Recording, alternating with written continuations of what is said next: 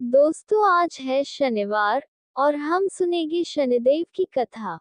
Video पसंद आए तो वीडियो को लाइक करें, शेयर करें और सब्सक्राइब कीजिए। दोस्तों, आज शनिवार के दिन शनि देव की पूजा के लिए है। इस दिन शनि देव की पूजा करने से शनिदेव प्रसन्न होते हैं और भक्तों के कष्ट दूर करते हैं। जिनकी कुंडली में शनि दोष, शनि की 7.5 या ढाया होती है, उनको शनिवार का व्रत करना चाहिए और शनिवार व्रत कथा पढ़नी चाहिए। शनि देव के इस कथा का श्रवण करने से सभी कष्ट दूर हो जाते हैं और शनि देव की कृपा प्राप्त होती है। तो आइए इस व्रत कथा को ध्यान पूर्वक श्रवण करते हैं। एक समय की बात है, सभी ग्रहों में सर्वश्रेष्ठ होने को लेकर विवाद हो गया। वे सभी ग्रह सूर्य, चंद्र, मंगल, बुध, गुरु, शुक्र, शनि, राहु और केतु इंद्र देव के पास गए। वे भी निर्णय करने में असमर्थ थे, तो उन्होंने सभी ग्रहों को पृथ्वी पर राजा विक्रमादित्य के पास भेज दिया, क्योंकि वे एक न्यायप्रिय राजा थे। सभी ग्रह राजा विक्रमादित्य के पास पहुंचे और अपने विवाद के बारे में बताया। राजा विक्रमादित्य ने काफी सोच विचार करने के बाद भी कोई निर्णय नहीं ले पा रहे थे।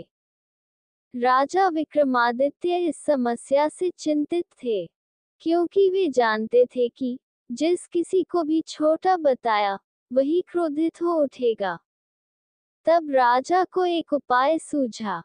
उन्होंने 9 धातु, स्वर्ण, रजत, कांस्य, पीतल, सीसा, रांग, जस्ता, अभ्रक और लौह से सिंहासन बनवाया और उनको क्रम से रख दिया।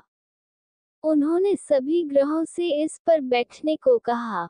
साथ ही कहा कि जो सबसे बाद में बैठेगा, वह सबसे छोटा ग्रह होगा। लोहे का सिंहासन सबसे अंत में था, जिस वजह से शनि देव सबसे अंत में बैठे। इस वजह से वे नाराज हो गए।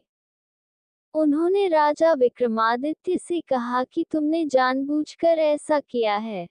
तुम जानते नहीं हो कि जब शनि की दशा आती है तो वह 2.5 से 7 साल तक होती है।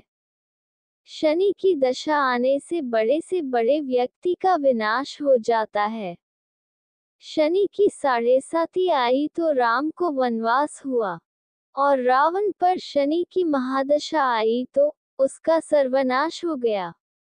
अब तुम सावधान रहना। कुछ समय बाद राजा विक्रमादित्य पर शनि की महादशा शुरू हो गई। तब शनि देव घोड़ों का व्यापारी बनकर उनके राज्य में आए।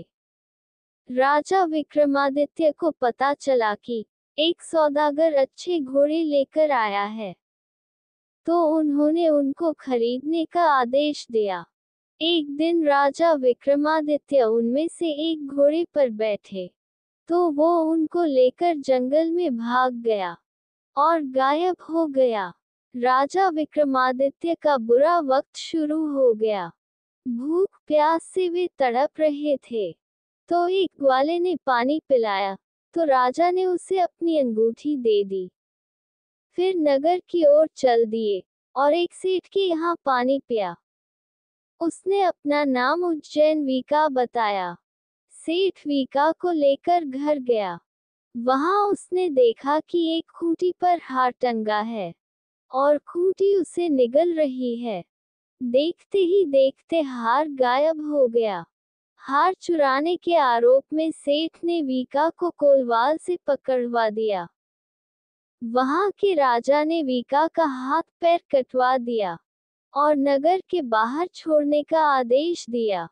वहां से एक तेली गुजर रहा था। वीका को देखकर उस पर दया आई। उसने उसे बैलगाड़ी में बैठाकर आगे चल दिया। उस समय शनि की महादशा समाप्त हो गई। वीका वर्षा ऋतु में मल्हार गा रहा था। उस राज्य की राजकुमारी मनभावनी ने उसकी आवाज सुनी, तो उससे ही विवाह करने की जिद पर बैठ गई। हारकर राजा ने बेटी की विवाह विका से कर दिया। एक रात शनि देव ने विका को स्वप्न में दर्शन दिए और कहा कि तुमने मुझे छोटा कहने का परिणाम देख लिया। तब राजा विक्रमादित्य ने शनि देव से क्षमा मांगी और कहा कि उनके जैसा दुख किसी को न दें। तब शनि देव ने कहा कि जो उनकी कथा का श्रवण करेगा और व्रत रहेगा, उसे शनि दशा में कोई दुख नहीं होगा। शनि देव ने राजा विक्रमादित्य के हाथ और पैर वापस कर दिए। जब सेठ को पता चला कि मीका तो राजा विक्रमादित्य है, तो उसने उनका आदर सत्कार अपने घर पर किया और अपनी बेटी श्रीकंभरी से उनका विवाह कर दिया। इसके बाद राजा विक्रमादित्य अपनी 2 पत्नियों मनभावनी एवं श्रीकंभरी के साथ अपने राज्य लौट आए, जहां पर उनका स्वागत किया गया। राजा विक्रमादित्य ने कहा कि उन्होंने शनि देव को छोटा बताया था, लेकिन वे तो सर्वश्रेष्ठ हैं। तब से राजा विक्रमादित्य के राज्य में शनि देव की पूजा और कथा रोज होने लगी। शनिदेव भगवान की जय।